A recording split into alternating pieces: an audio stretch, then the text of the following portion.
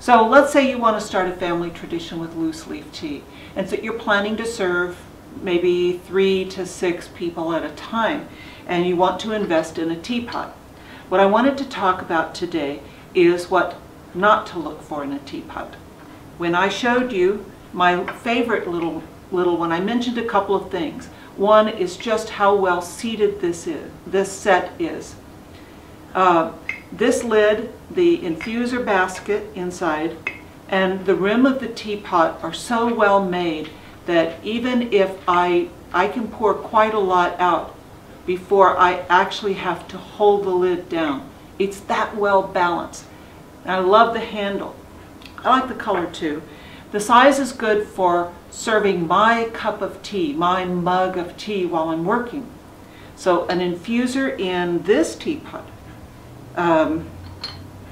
is a completely different story.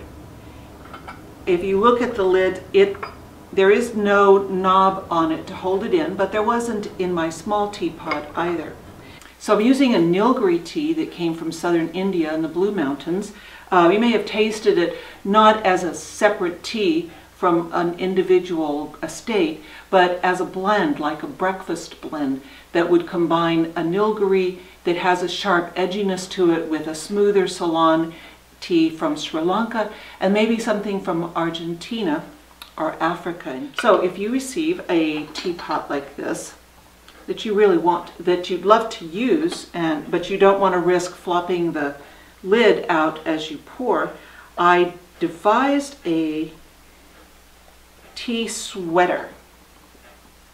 I put the pattern for it. It's a little simple knit pattern that I put in the Fun with Tea book.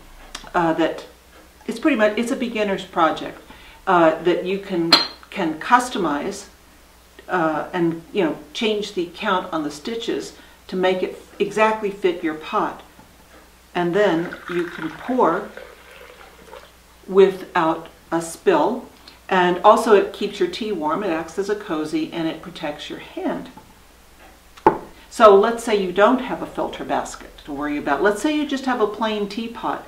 And what you can do is one way to manage so that it doesn't become too bitter is only use the amount of tea and leaves, the ratio between how much tea you use to how much water you're going to need to serve your guests.